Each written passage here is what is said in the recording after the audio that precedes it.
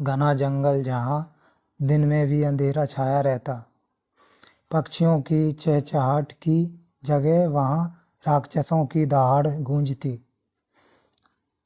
इस जंगल से लगे छोटे से गांव में 4 बालक जन्मे थे, आर्यन, विवेक, नक्षत्र और ध्रुव। आर्यन बचपन से ही निडर था। जब बाकी बच्चे खेलते वह लकड़ी का बना धनुष लेकर राक्षसों की कल्पना से अभ्यास करता। उसकी आंखों में एक आग थी, जैसे डर नाम की चीज उसके भीतर थी ही नहीं। विवेक को किताबें और शास्त्र वेद प्रिय था। गांव का पुराना ग्रंथालय उसकी दुनिया थी।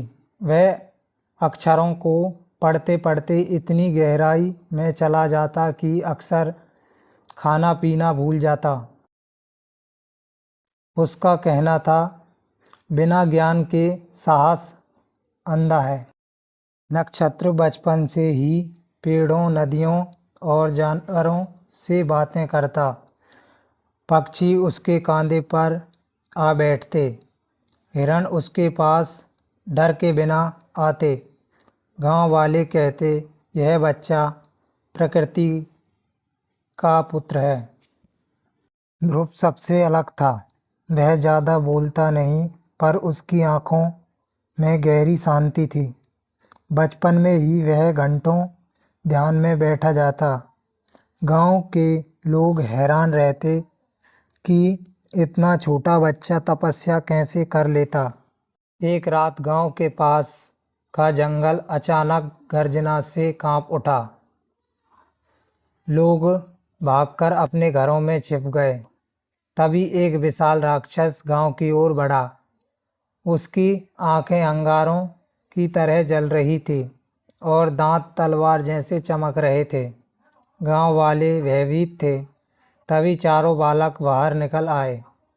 आर्यन ने अपनी लकड़ी का धनुष उठाया। विवेक ने चिल्लाकर कहा, पहले उसकी कमजोरी ढूंढनी होगी। नक्षत्र ने जंगल की बेलों से मदद मांगी। ध्रुव ने आंखें बंद की और ध्यान में डूब गया। राक्षस ने गर्जना की और चारों पर हमला किया। आर्यन ने तीर चलाया।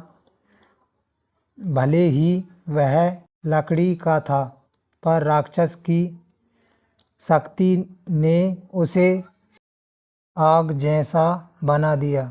नक्षत्र की बेलें राक्षस के पैरों में लिपट गई।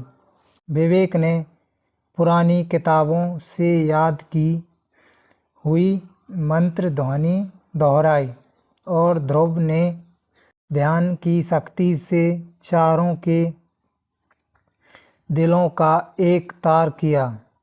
परिणाम यह हुआ कि राक्षस चीखता हुआ अंधेरे में भाग गया। गांव वाले हैरान थे। 4 छोटे बच्चों ने उस दैत्य को भगा दिया। उस रात से गांव वाले ने उन्हें छोटे रक्षक कहना शुरू कर दिया। पर चारों बच्चों को पता था कि वह तो बस शुरुआत है। जंगल में उससे भी बड़े और भयानक राक्षस छिपे थे और उन्हें हर हाल में लड़ना होगा। पहले संघर्ष के बाद गांव वाले चारों बालकों को सम्मान से देखते थे, लेकिन चारों जानते थे कि उनकी असली यात्रा अभी शुरू भी नहीं हुई। जिस राक्षस को उन्होंने भगाया था, वह जंगल के अनगिनत दैत्यों में से केवल एक था। एक रात जब आसमान तारों से भरा हुआ था, चारों मित्र नदी के किनारे बैठे थे। आर्यन बोला, अगर हम ऐसे ही लड़ते रहे तो शायद एक दिन हार भी सकते हैं। हमें और शक्तिशाली बनना होगा। विवेक ने उसकी बात का समर्थन किया। ज्ञान ही शक्ति है। हमें किसी गुरु की तलाश करनी होगी। तभी अचानक नदी के जल में हलचल हुई।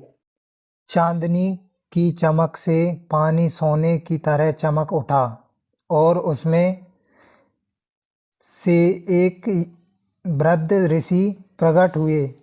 उनकी जटाएं नदी की लहरों जैसी लंबी थी और आँखों में समुद्र जितनी गहराई। गांव वाले उन्हें ऋषि वत्स्यायन कहते थे, जो सालों से एकांत साधना कर रहा था। ऋषि ने चारों बालकों को देखा और मुस्कुराए, बच्चों, तुम चारों साधारण नहीं हो। नियति ने तुम्हें इस धरती पर भेजा है, पर केवल साहस और बल से राक्षसों का नाश नहीं होगा। तुम्हें ज्ञान, साधना और तपस्या की राह पर चलना होगा। चारों ने एक साथ प्रणाम किया और कहा, गुरुदेव, हमें शिष्य बना लीजिए, हमें मार्ग दिखाइए। ऋषि वत्स्यायन ने उत्तर दिया, मार्ग कठिन है, परंतु यदि तुम सच्चे मन से तैयार हो तो तुम्हें 4 अलग अलग शक्तियाँ मिलेंगी, जो तुम्हें देवताओं की ओर ले जाएगी। ऋषि ने चारों को अलग अलग शिक्षा देना प्रारंभ किया। आर्यन को सिखाया गया धनुर्विद्या और वीरस्य का नियंत्रण। उसकी अग्नि जैसी आत्मा को संगम में लाना सबसे कठिन कार्य था। विवेक को दिया गए ज्ञान और मंत्रों के रहस्य दिन रात वह ग्रंथ पढ़ता रहा और शास्त्रों में अर्थ समझता। नक्षत्र को सिखाई गई प्रकृति की साधना, पेड़, नदी, पर्वत और पशु उसकी आज्ञा मानने लगे। ध्रुव को मिला ध्यान और तपस्या का मार्ग। उसका मौन और गहरा होता गया और भीतर से शक्ति का स्रोत जगाने लगा। 1 महीने बाद ऋषि ने चारों को एक साथ बुलाया। आज तुम्हारी पहली परीक्षा है। जंगल की गहराई में एक गुफा है, जहाँ एक राक्षसी भ्रम पैदा करती है, जो उसे बिना डरे और बिना क्रोध में आए पराजित करेगा। वही सच्चा शिष्य कह